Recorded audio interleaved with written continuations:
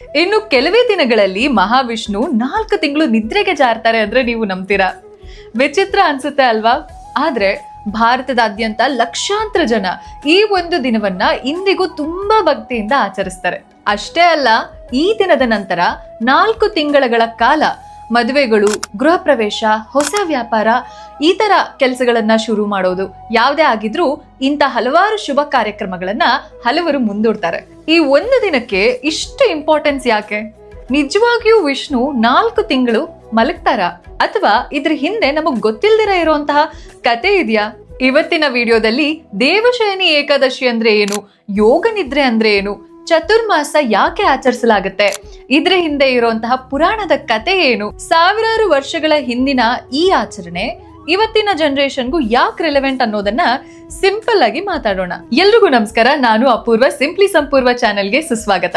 ಈ ಚಾನೆಲ್ ನಲ್ಲಿ ಇನ್ನು ಮುಂದೆ ನಮ್ಮ ಭಾರತೀಯ ಸಂಸ್ಕೃತಿ, ಪುರಾಣಗಳು, ದೇವಸ್ಥಾನಗಳ ಹಿಂದೆ ಇರುವಂತಹ ಕತೆಗಳು, ಮರೆಯಾದ ಇತಿಹಾಸ ಮತ್ತೆ ನಮಗ್ ಗೊತ್ತಿರದ ಇಂಥ ಇಂಟ್ರೆಸ್ಟಿಂಗ್ ವಿಷಯಗಳನ್ನ ಸಿಂಪಲ್ ಸ್ಟೋರಿ ಟೆಲ್ಲಿಂಗ್ ಸ್ಟೈಲ್ ನಲ್ಲಿ ಎಕ್ಸ್ಪ್ಲೋರ್ ಮಾಡೋಣ.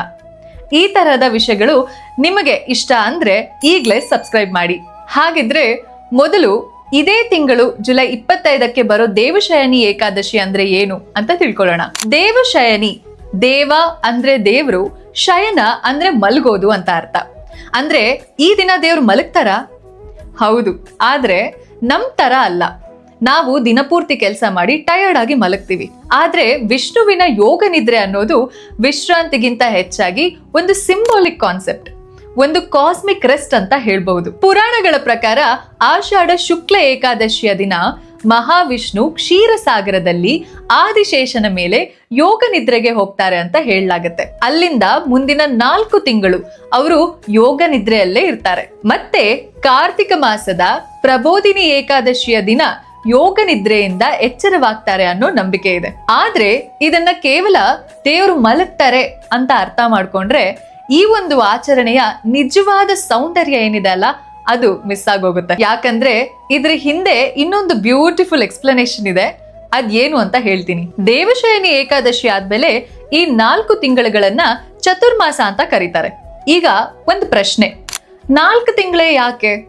ಇದನ್ನ ಅರ್ಥ ಮಾಡ್ಕೊಳ್ಳೋದಕ್ಕೆ ನಾವ್ ಆಕ್ಚುಲಿ ಸಾವಿರಾರು ವರ್ಷ ಹಿಂದೆ ಹೋಗ್ಬೇಕು.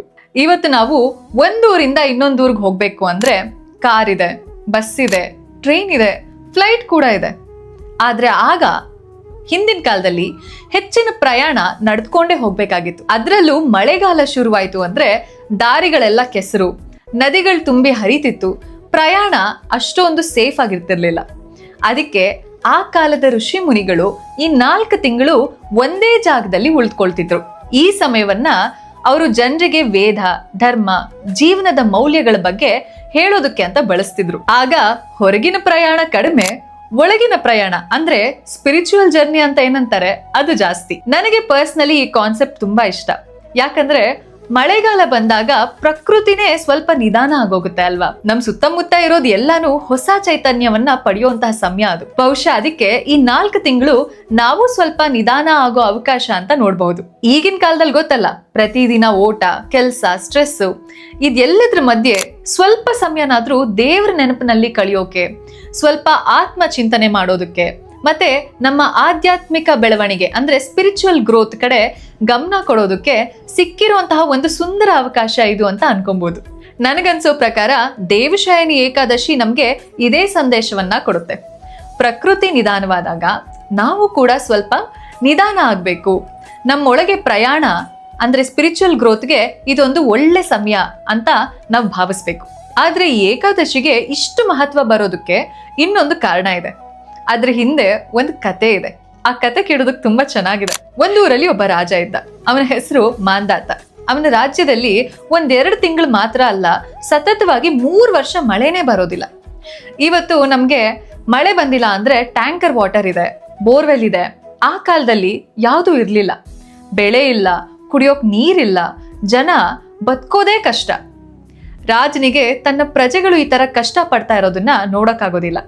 ಅವನು ಋಷಿ ಮುನಿಗಳ ಹತ್ರ ಹೋಗಿ ಇದನ್ನ ಕೇಳ್ತಾನೆ. ನನ್ನ ರಾಜ್ಯವನ್ನ ಹೇಗಾದ್ರೂ ಮಾಡಿ ಉಳಿಸಿ ಅಂತ ಋಷಿ ಮುನಿಗಳ ಹತ್ರ ರಾಜ ಹೋಗಿ ಬೇಡ್ಕೊಂಡಾಗ ಆಗ ಮುನಿಗಳು ಹೇಳ್ತಾರೆ, ದೇವಶಯನಿ ಏಕಾದಶಿ ವ್ರತ ಆಚರಿಸೋಣ, ಅದರಿಂದ ಎಲ್ಲ ಸರಿ ಹೋಗುತ್ತೆ ಅಂತ. ರಾಜ ಮಾತ್ರ ಅಲ್ಲ, ಇಡೀ ರಾಜ್ಯದ ಜನ ಒಟ್ಟಿಗೆ ಉಪವಾಸ ಮಾಡಿ ವಿಷ್ಣುವನ್ನ ಪ್ರಾರ್ಥಿಸ್ತಾರೆ. ಪುರಾಣಗಳ ಪ್ರಕಾರ ಅದರ ನಂತರ ಮಳೆ ಬರುತ್ತೆ, ಬೆಳೆಗಳು ಬೆಳೆಯುತ್ತೆ, ರಾಜ್ಯ ಮತ್ತೆ ಸಮೃದ್ಧಿಯತ್ತ ಮರಳುತ್ತೆ. ಇದು ದೇವಶಯನಿ ಏಕಾದಶಿ ಹಿಂದೆ ಇರುವಂತಹ ಒಂದು ಪುರಾಣದ ಕತೆ. ಹಾಗಿದ್ರೆ ದೇವಶಯನಿ ಏಕಾದಶಿ ದಿನ ನಾವ್ ಏನ್ ಮಾಡ್ಬೇಕು? ಮೊದಲನೇದು, ಸಾಧ್ಯ ಆದ್ರೆ ಉಪವಾಸ, ಆಗದೆ ಇದ್ರೆ ಸಾತ್ವಿಕ ಆಹಾರ. ಅದರ ನಂತರ ವಿಷ್ಣು ಸಹಸ್ರನಾಮ ಅಥವಾ ಓಂ ನಮೋ ನಾರಾಯಣಾಯ ಮಂತ್ರ ಜಪ. ಮನೆಯಲ್ಲೇ ಒಂದು ದೀಪ ಹಚ್ಚಿ ಸಾಧ್ಯ ಆದ್ರೆ ತುಳಸಿ ದಳವನ್ನ ದೇವರಿಗೆ ಅರ್ಪಿಸಿ. ವಿಷ್ಣುವಿನ ಪೂಜೆಯಲ್ಲಿ ತುಳಸಿಗೆ ಇಷ್ಟು ಮಹತ್ವ ಯಾಕೆ ಗೊತ್ತಾ? ತುಳಸಿಯನ್ನ ಭಕ್ತಿಯ ಸಂಕೇತ ಅಂತ ನೋಡ್ಲಾಗತ್ತೆ. ಅದಕ್ಕೆ ಇದೇ ಕಾರಣಕ್ಕೆ ಚಿನ್ನ, ಬೆಳ್ಳಿ, ದುಬಾರಿ ವಸ್ತುಗಳಿಗಿಂತ ಒಂದು ಚಿಕ್ಕ ತುಳಸಿ ದಳವನ್ನ ವಿಷ್ಣು ಸಂತೋಷದಿಂದ ಸ್ವೀಕರಿಸ್ತಾರೆ ಅಂತ ಹೇಳಲಾಗತ್ತೆ. ನನಗ್ ಪರ್ಸನಲಿ ಈ ಥಾಟ್ ತುಂಬಾ ಇಷ್ಟ. ಯಾಕಂದ್ರೆ ದೇವ್ರಿಗೆ ಬೇಕಾಗಿರೋದು ದುಬಾರಿ ಕಾಣಿಕೆ ಅಲ್ಲ, ಮನಸ್ಸಿಂದ ಬರುವಂತಹ ಪರಿಶುದ್ಧವಾದ ಭಕ್ತಿ.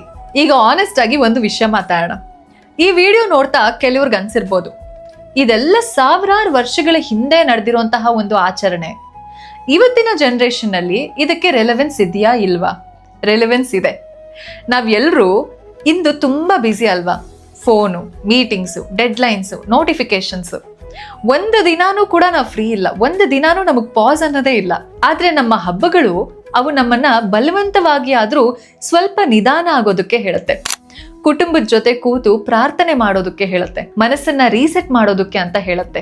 ನನಗನ್ಸೋದೇನಂದ್ರೆ ಅದೇ ಇವತ್ತಿನ ಜನರೇಷನ್ಗೆ ಈ ಆಚರಣೆಗಳ ಬಿಗ್ಗೆಸ್ಟ್ ರಿಲೆವೆನ್ಸ್. ನೀವು ಉಪವಾಸ ಮಾಡಿ ಅಥವಾ ಮಾಡಬೇಡಿ, ಆಚರಣೆಗಳನ್ನ ಫಾಲೋ ಮಾಡಿ ಅಥವಾ ಮಾಡಬೇಡಿ, ಅದು ನಿಮ್ಮ ಪರ್ಸನಲ್ ಚಾಯ್ಸ್. ಆದ್ರೆ ಅದ್ರ ಹಿಂದೆ ಇರೋ ಕಥೆಗಳನ್ನ ತಿಳ್ಕೊಳ್ಳೋದು, ಅವುಗಳು ಹೇಳೋ ವ್ಯಾಲ್ಯೂಸ್ನ ಅರ್ಥ ಮಾಡ್ಕೊಳ್ಳೋದು, ಅದನ್ನ ಮಾತ್ರ ನಾವ್ ಯಾವತ್ತಿಗೂ ಬಿಡಬಾರ್ದು. ಯಾಕಂದ್ರೆ ಅದು ನಮ್ಮ ಸಂಸ್ಕೃತಿಯ ಜೊತೆ ನಮ್ಮನ್ನ ಕನೆಕ್ಟ್ ಮಾಡುತ್ತೆ. ನನಗ್ ಯಾವಾಗ್ಲೂ ಒಂದು ಪ್ರಶ್ನೆ ಕಾಡುತ್ತೆ. ನಾವು ದೇವಸ್ಥಾನಗಳಿಗೆ ಹೋಗ್ತೀವಿ, ಹಬ್ಬಗಳನ್ನ ಆಚರಿಸ್ತೀವಿ, ಆದ್ರೆ ಯಾಕೆ ಅನ್ನೋ ಪ್ರಶ್ನೆಗೆ ಉತ್ತರ ಹುಡುಕೋದು ತುಂಬಾ ಕಡಿಮೆ. ಅದೇ ಈ ಚಾನೆಲ್ನಲ್ಲಿ ನಾನು ಮಾಡಬೇಕು ಅಂತ ಆಸೆ. ಕೇವಲ ಕತೆ ಮಾತ್ರ ಹೇಳೋದಲ್ಲ, ಬದಲಾಗಿ ಆ ಕತೆ ಹಿಂದೆ ಇರುವಂತಹ ಹಿಸ್ಟ್ರಿ ಏನು, ಮೈಥಾಲಜಿ, ಕಲ್ಚರ್ ಮತ್ತೆ ಅದರ ಇವತ್ತಿನ ರಿಲೆವೆನ್ಸ್ ಏನು ಅಂತ ಮಾತಾಡೋಣ. ನಿಮಗೂ ಇಂಥ ವಿಷಯಗಳು ಇಷ್ಟ ಆದ್ರೆ ಸಿಂಪ್ಲಿ ಸಂಪೂರ್ವ ಫ್ಯಾಮಿಲಿಗೆ ಜಾಯ್ನ್ ಆಗಿ.